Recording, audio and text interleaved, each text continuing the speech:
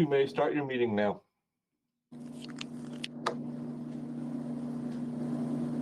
This conference will now be recorded. You can mute. Yeah. Lisa, it's coming from you. I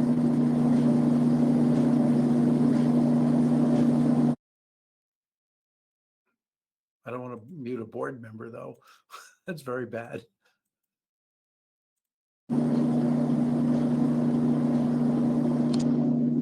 Chair, I'll make that motion that we open the Board of Health meeting.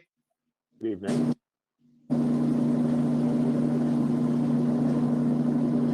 I second. All those in favor? Aye. All right, I'll make a motion that we go right to town council and discuss the commercial club Issue. issue. It's right.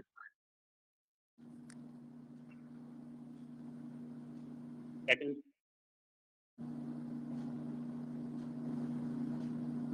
They have a second? I think Miles second. I think there's a little bit of a lag. Yeah. All right. All in favor? Aye. All right, John, you have it. Good evening, Mr. Chairman, members of the board. Thank you for allowing me to be here. Mr. Chairman, with your permission, maybe we could ask Susan to actually give us a little bit of an overview where we stand with regard to COVID numbers, the club, et cetera. That okay? Yes. So as of noontime today, we have 90 confirmed and 57 probable cases in East Bridgewater. That's quite a steep jump. I think last week we had 46 confirmed and 22 probable, and the week before that, 27 confirmed. So quite an increase. The commercial club is certainly a significant cluster. We have 55 cases right now associated with the commercial club. I expect that to probably continue to rise for the next couple days to weeks. But 90 cases out of the 90 cases of confirmed, only 21 are associated with the commercial club, and out of the probable 57, 23. A lot of people live out of town, so there's still 55 cases. They just don't reflect our total numbers. So, in East Bridgewater, 44 of our total cases, that's 90 plus the 57, are from the commercial club. That's it as far as numbers go. And I also just want to mention that I did put out, the numbers today, and I have gotten a little bit of feedback, and I don't want people for a second to think that I'm minimizing the effect of the commercial clubs in my statement. What I want people to understand is that even if you weren't at the commercial club, there is a huge risk in East Bridgewater right now. That's the most cases we've seen ever. And yes, 43 of them are directly reflective of the commercial club, but the rest of them aren't. They're from small gatherings, family gatherings. Some people have no idea where they got it. So my post is not to minimize anything, but to really let people know that it's widespread in town and everybody needs to be aware. Mr. Chairman, if it's okay with you, I'll speak now, if that's all right. Thank you. Go ahead.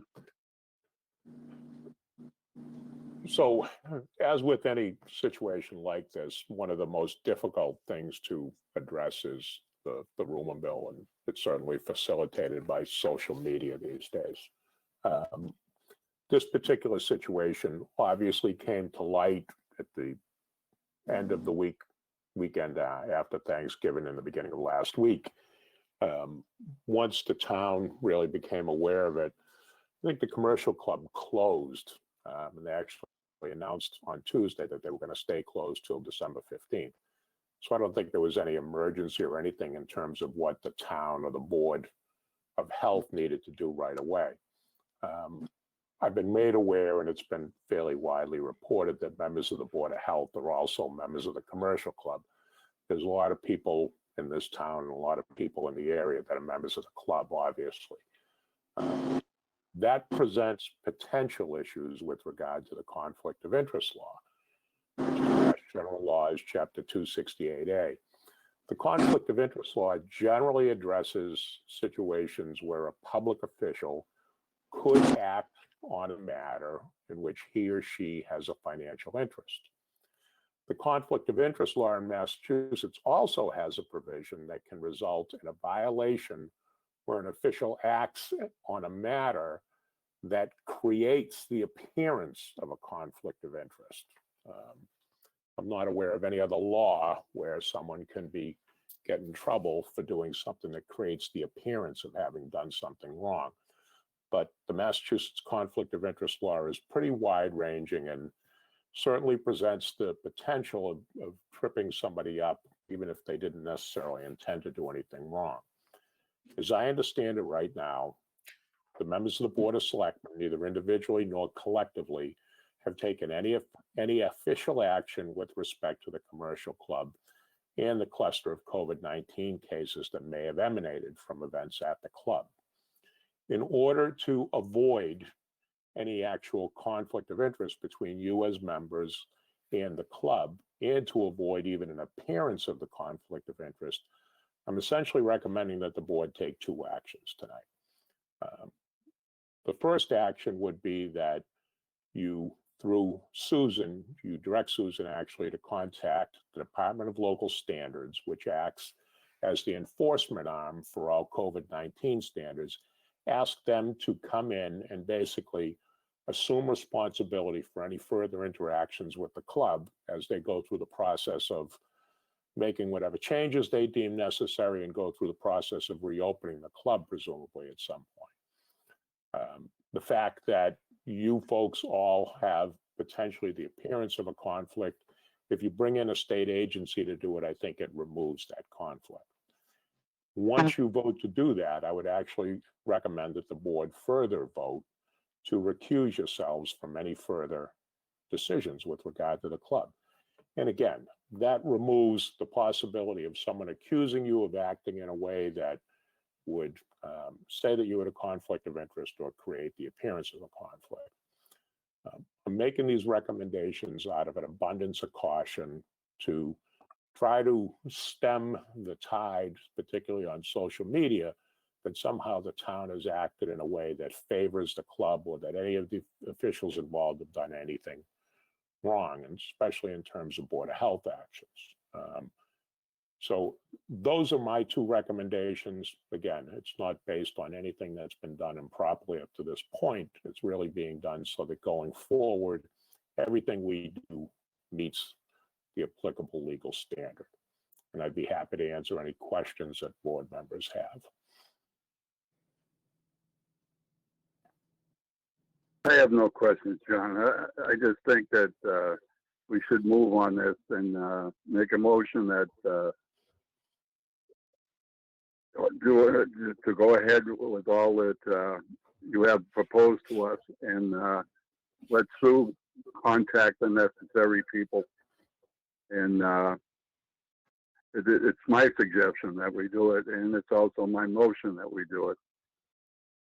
I have a question. Go So ahead. in the matter, are you done, Bill? I'm sorry. Go ahead. Okay. So in this matter, I believe there could be a conflict of interest if, in fact, the investigation or inquiry into the club was going to result in a reward or a punitive measure. But because that investigation is going to come forth with an educational piece where we can grow in correct or wrong, I think the board should directly be involved, because as a resident of the town, I work in town, my insurance is held by a town agent, I have a library card, my kids go to school in town, there are multiple sports committees that I'm on. These are all considered conflicts because I'm very involved in the town that I live in.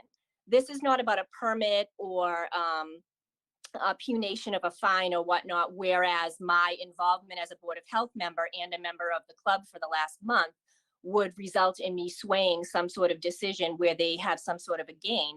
This is about me as a town member and a nurse wanting to make sure that this cluster is an isolated event and doesn't happen again. And as the board member and a member of the town, you can bring in an outside agency, they're going to come up with a plan of correction, and then they're going to walk away. And we as a board are going to be here. This pandemic is ongoing.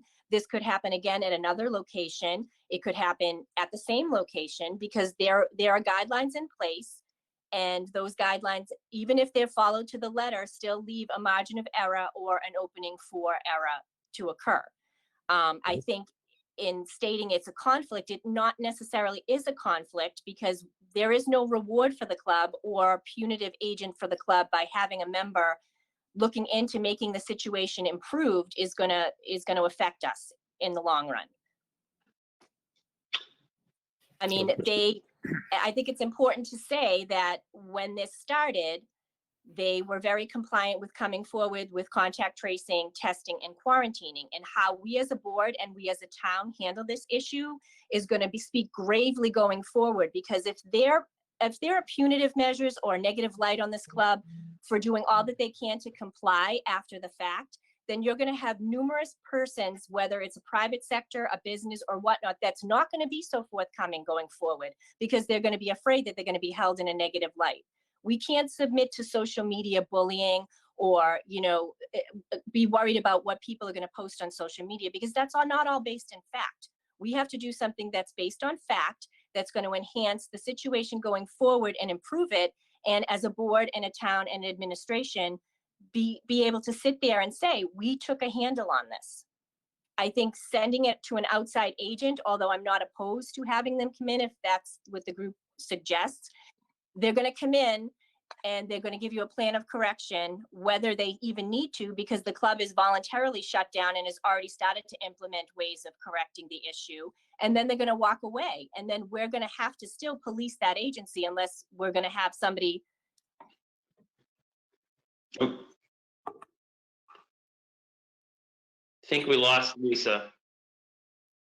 Mr. Chairman, through you to Town Council, it's my understanding that our agent, Bob Philbrick, is not a member of the commercial club.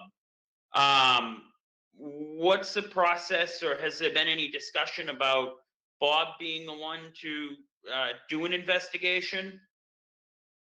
Mr. Clifford? Mr. Chairman, if we could, respectfully, I'd suggest we wait until the third member is back on. I don't know. I'm back. I see. Sorry. Okay. So I think it would make sense for if Lisa was finished, for Miles to repeat his comment or question. Yes, I was finished.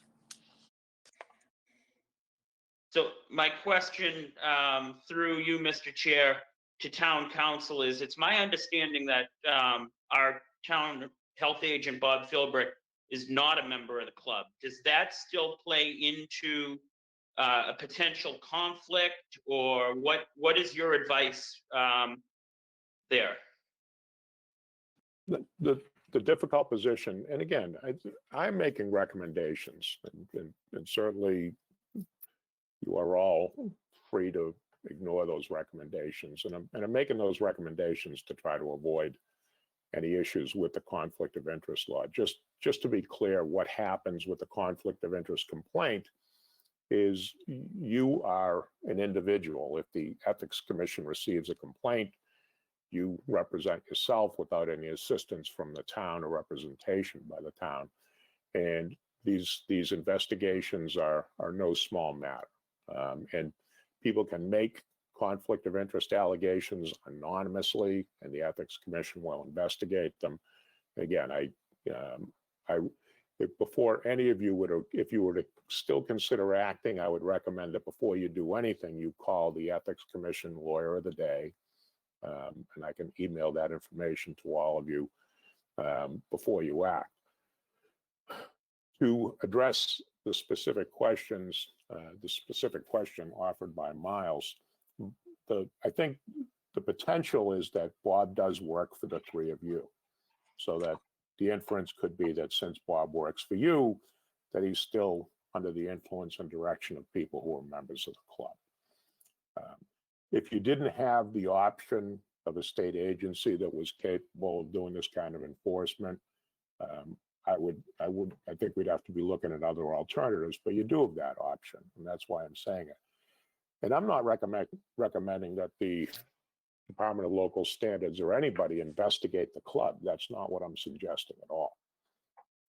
I think the Board of Selectmen has initiated a review to try to find out how the town handled this from the beginning of it, but no one's suggesting that the club be investigated or anything. The state may do that. That's certainly up to them at some point, but I think there should be a careful review of what the town did. But I'm making a recommendation. I think that recommendation, again, is made out of an abundance of caution. If any board member, if you feel like you should continue to participate in this matter before you did anything, I'd recommend that you call the Ethics Commission and speak to the attorney of the day.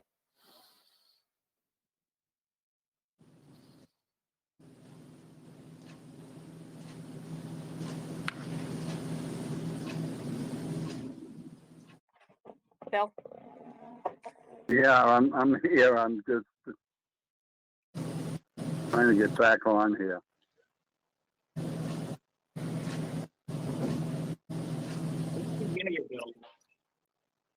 Yeah, hold on.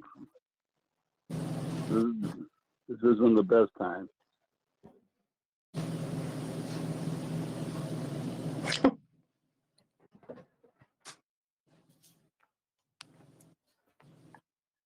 You all set, Bill? Not yet. I can't get back. I might have to close down and get back on. Well, we can You can see see you. me? Yeah. We can Oh. see you. All right. And we can hear you. All right. First of all, let me explain something that I have to recuse myself because I'm a former employee there. I have a lot of friends there, and my son's girlfriend is the manager's sister. So I cannot, I can't be on this, I can't have it. I have to recuse myself. I don't feel right. It's putting me in a position when to do this, So I don't think that that all three of us should be off this.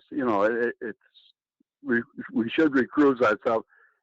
And as far as I'm concerned, Bob should be out of it too, because he's too into this. And just put this whole thing in the sewer, let her take care of it. It's not. I don't think this is the best of times to be talking about friends and and Facebook and social media and all that. It's just, I think we're all, all three of us have to recuse ourselves. And Bob also.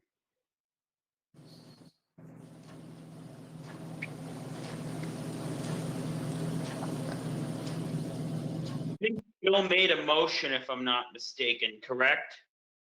For, Yes. Yes, I made the motion. okay. I don't know, Lisa, I don't know if you have any more thoughts on it, or, No, I mean, we're a team, and whatever the team feels is best is the route that we should go. I just think that having been a nurse and looking at what you're asking, whether you have DPH or whoever come in, they're going to come in and give you a plan of correction, and then they're going to walk away. So in the end, it's going to come back to us at some point anyway. And then how many times do we do this? If there's something at the library, if there's something at the school, if there's something at, if that's the route everyone wants to go, we can just, have it put to an outside agency. But this is our role, as precarious as it may be, given the situation. It is our role to take care of this. I mean, I've Yes, been a it is member our for role. 30 days. I have not been in the club in 3 months. So I find it less of a conflict if ethics were involved. But like I said, we're a team and I'm with the group. I think we're all tied. do you guys? I think have we're any all thoughts? tied to. Bob? No, let Miles finish what he was saying. Oh, I was Go ahead. simply asking if Bob or Sue had anything to contribute before we voted. I'd just like to hear from both of them. Bob, you got anything? If you're undecided on what you can do, what you want to do, you can table it. John said you have till the 15th. You can think about it. I'll roll whichever way you want to go. I'll happy to do it for you. Even though John said I'd be putting myself personally at risk, I'm not too concerned about it. It's up to you. I work for you guys, so I'll do what you want me to do. You want me to do the look into it and the investigation? I'm happy to do it. I opened them on October 6th when the governor allowed us to go to step 2 of phase 3. They were in compliance. I've not gotten one complaint from anyone regarding the operation and the way it operates at the commercial club. So I think actually with all the contact tracing and the people we've been talking to, I mean, Susan and I have a real good idea of what went wrong down there. And I think they've learned a large lesson, you know. So that's it. It's up to you guys. Just to be clear, I don't think you have until the 15th. I think they're closed until the 15th. I think whatever you're going to Correct. do, you want to start the ball rolling sooner than that. Yeah, I agree.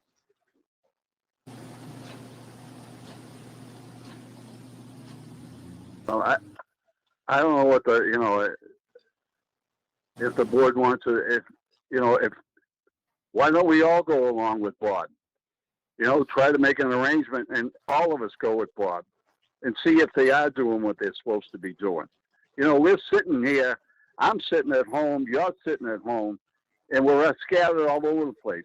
And it's the same thing, is you send Bob there, and is that a mistake, sending Bob there? I just don't understand, it's either all of us go there or we all stay out of it. I think one of the problems with the situation like this is you as individuals are almost in a no-win position. You all have friends that are members of the club that if you act one way, they're going to say that you acted more harshly than you needed to. And then if you act another way, then members of the public who may not be members of the club, they may perceive your action as being too lenient. So it's really a no-win situation once you get into a conflict scenario like this. And I think, what you don't want to do is go down there and have to worry about, how people are going to perceive it versus just doing the right thing. And I think that's probably the major benefit of recusing yourself and asking the Department of Local Standards to come in. They can come in and do whatever they think is right. But they don't have to worry about what people are going to think afterwards. I think that's probably the biggest concern you should have. So I guess I'm unclear as to what you mean by they can come in and do. So basically, regardless of who investigates this, we're only enforcing guidelines and looking for compliance. There is no prize involved. There is no punition involved. So that's where I think I have the most difficulty, whether it's an outside agency or whether it's the local board of health. We're only an education source that's going to implement and educate them on if and what they did wrong and how to correct it. I mean, is there something, some of the angle we're heading in? One of the problems with the reopening standards that have been implemented by the governor is there is a certain amount of subjectivity towards any premises and how they reopen. And once you get into that subjectivity and applying subjective standards, then you open yourself up to questions. For those of us that have gone to, any restaurants over the past several months, you'll find that every restaurant is doing it differently. And, you may feel that some restaurants are doing it appropriately and some aren't. Again, I think, it's, since there are subjective decisions that have to be made, then I think it's much safer to defer it to someone else. If, for example, we found out that the Department of Local Standards couldn't get down here and couldn't do the work, then the board may have to reconvene and try to come up with some other alternative. But I think you should at least give that an opportunity before you get involved personally. So now another question I have for our town health agent, Bob, is there any discussion or possibility of another health agent from an area town possibly coming in? Has that been discussed?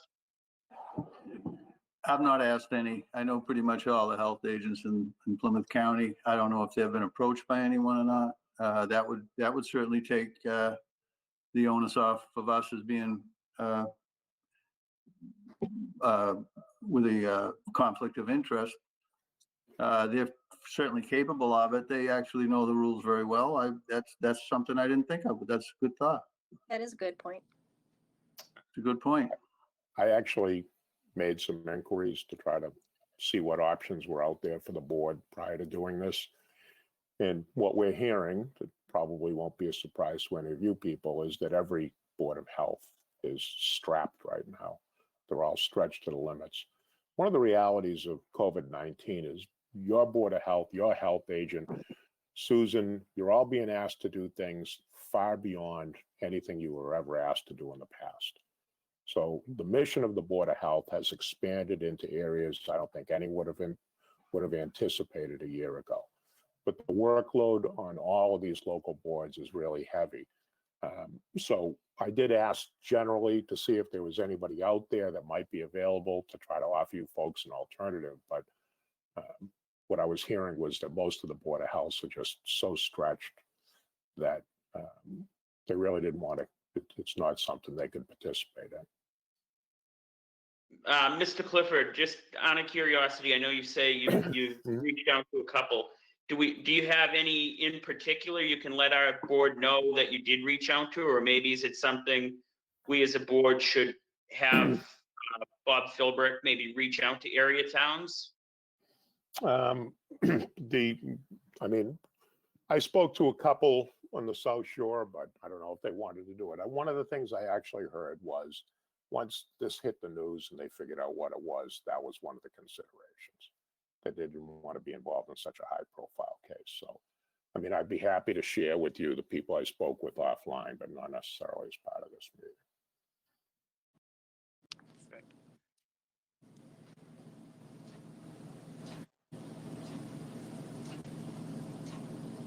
I mean, I'm like member Lisa said, I'm kind of consensus with, whatever the board feels is right. I'm more than willing to obviously vote along the lines of, but it seems like maybe I think there's, Mr. Chairman, you might have one idea, and it seems like Lisa, you have another. I'm just kind of trying to feel you both out here and understand the approach you each have. Initially, when I was presented with the option of reclusing myself, I was in favor, but having given it a considerable amount of thought, if we step aside for this incident, then more or less we could potentially have to step aside in any further outbreaks or clusters that may or may not, hopefully not, arise in the town. And eventually it comes to the question where then what is our role? If we have to keep excusing ourselves because we have affiliations with the town that we live in, then where do we draw the line?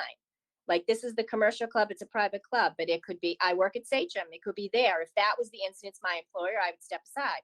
It could be at the library, I have a library card. It could be at the high school, I have kids at the high school. It could be at a youth sporting event, you know what I mean? I mean, at what point do we take responsibility for the position we were elected to do? I don't feel that the conflict of ethics is present because there is no punitive or reward gain at the end of this. This isn't someone coming to us for a permit where we're turning a blind eye or, somebody looking for us to discipline a scenario. This is an education piece. There was something that went awry. We need to figure out what it was. We need to educate them for not even just the commercial club. We need to make sure that they're educated with what to do going further to not have it happen again, and also sharing that with other town restaurants, agencies, organizations, so that it doesn't continue. To have us step aside, I'm not opposed to it. I just think it's opening up a window where our role as the Board of Health is then somewhat compromised, because anytime one of us or more than one of us is involved with the place, then we have to, again, look to an outside agency. So then what is our role?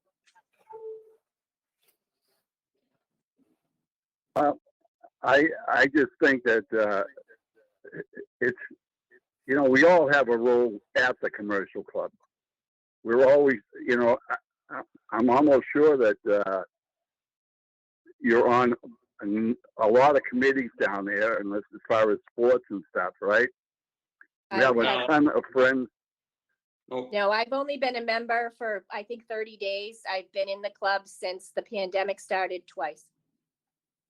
I've been a member about 30 days as well, and I've only been in the club about twice.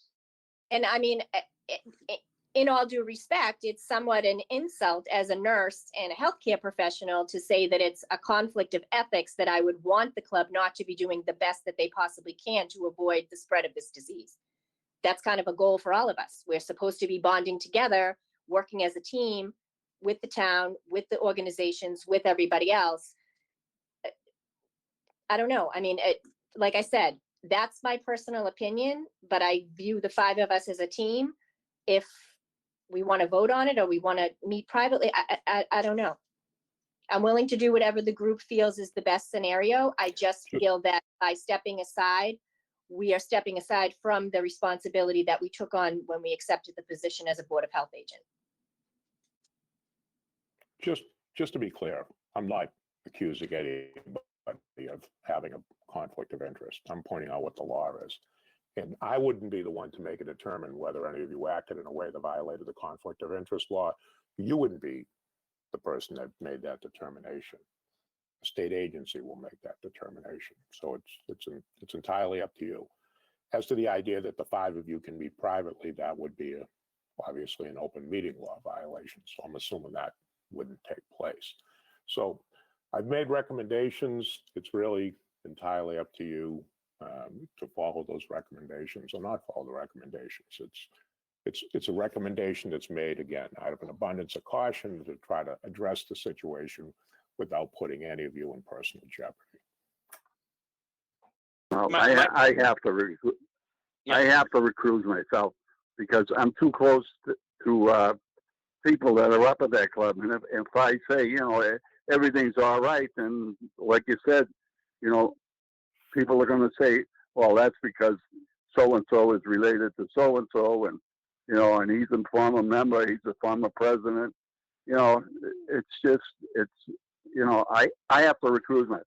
And Lisa, as far as recruiting yourself, you're a nurse. You shouldn't have anything, you know, as far as, you know, you shouldn't have any say as far as a nurse, because this is a pandemic. It's not your job. It's somebody else's job.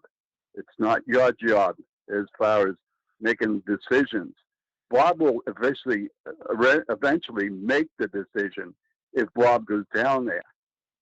We're not the ones to make the decision. It's his job to come back to us with his recommendation if we let Bob do it.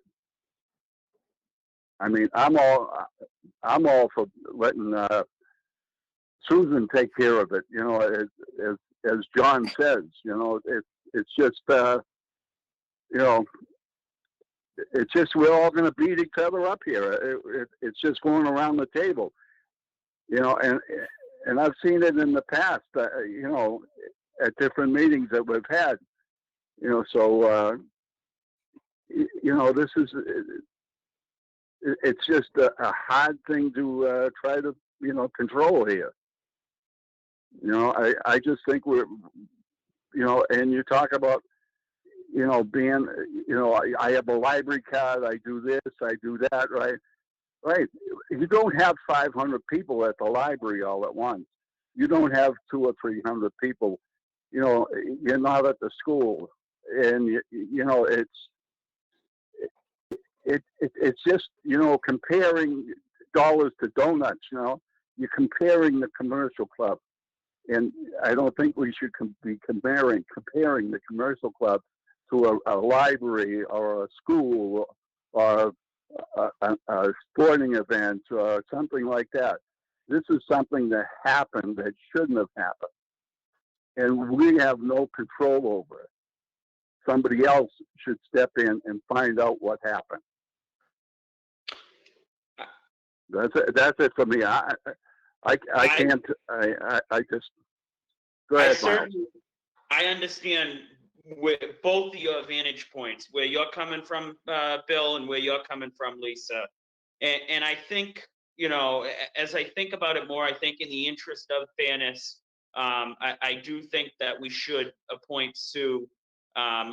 What Bill's motion was a little while ago, I'll second Bill's motion just for the simple fact of, you know, an independent process here.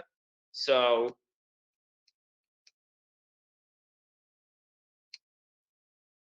Can I just clarify Do I that have you're to make- just asking me to call DLS, right? DLS, correct. Didn't know what you were Yes. planning to do. That was my motion.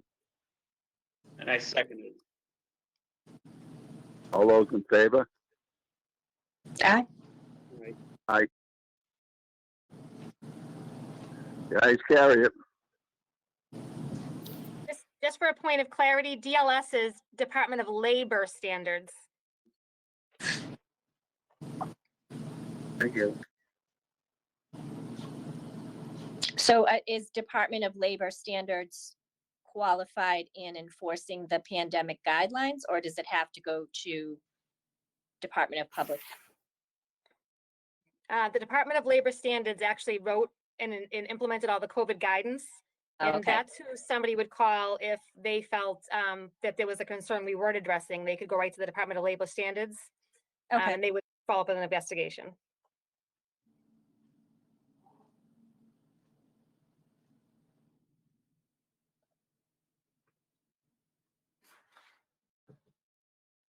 Have we got any further business? Are we all, is that it for the commercial club, John? You all set, or?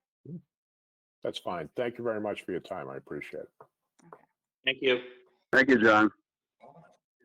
So I do have, we kind of skipped around a little bit. We had no meetings tonight, but I do have a bill for Beaver Solutions. If Bob wants to, Bob Philbrick wants to give you a little bit of background on that before you can vote to sign it. Yeah, I think I updated you what's going on down on Harvard Street. And so this is the bill for the Beaver Diversion Dam that we hired.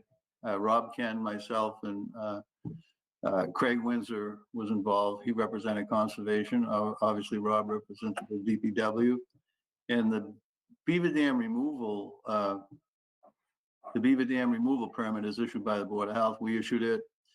This gentleman came from Southampton, and he put the beaver dam in on Monday before Thanksgiving. I visited it several times. The beavers are damming up against it, away from the culverts. It's working.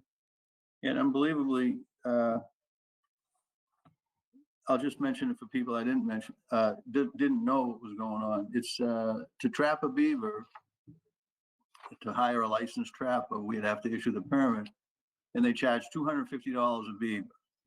Well, they estimated there could be between 10 and 20 beaver down there, and they can't relocate a wild animal in Massachusetts. The wild animal has to be euthanized on the spot. So when we discovered that, Rob and I decided that we'd like to try to coexist with the beaver. And we hired this gentleman that put the bill, Michael Callahan. He came out, he gave us an assessment. He came out the following week, installed the dam. And for $1,385, we have the dam. We have a $115 discount because it's a town. And we have a $350 maintenance agreement that he'll come out 3 times a year. And if anything goes wrong with it, he guarantees to fix it. He's done over 1,700 beaver diversion dams in Massachusetts. And I thought it was a good value. So I'd like to thank Rob Ken and Craig Windsor for their help also. Success. We need a motion on that, Sue. I'm sorry, So I what? make a motion. Actually, there's the bill. I was gonna say I make a motion to pay the bill. Right there. Second, I'll second that motion. All those in favor? aye. Aye. Aye. Okay. So on the agenda, we had things like approve the minutes. I will tell you that, if you didn't know, I probably put in 70 hours last week and I have not had a chance to type up the minutes. So I'll have to defer that to the next meeting.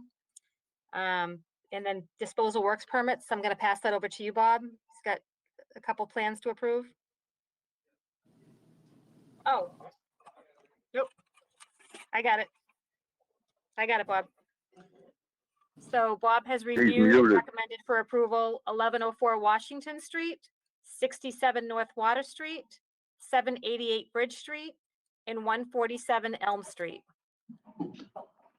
I'll make a motion, we approve all as presented. I second. Yeah, All those those were in favor? Aye. Aye. Those were the upgrades. Did you get the new one? at So moved. Captain's Way? Yeah, that'll be next, yeah. Okay, thanks. So then we have new construction for 65 Captain's Way. Motion to approve 65 Captain's Way. Second. All those in favor? Aye. Aye. Ayes have it. So moved. Okay. I had on there for approval for a loan. That septic system's been delayed, so I don't have that loan amount and paperwork ready yet, so probably for the next meeting. Let me see what else we got.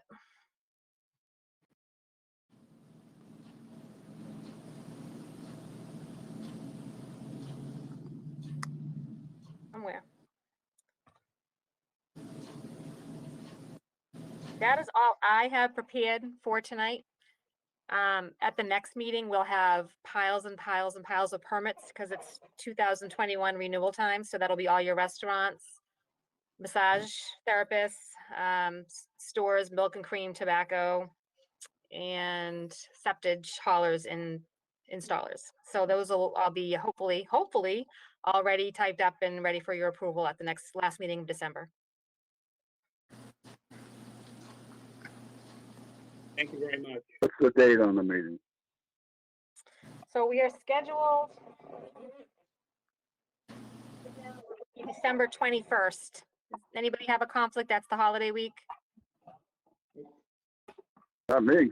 I'm not going anywhere. You're not going down the club, Bill? You're good, Bob. You are. I'm not. I'm just kidding. If we have no further business, Mr. Chair, I'd like to make a motion to adjourn.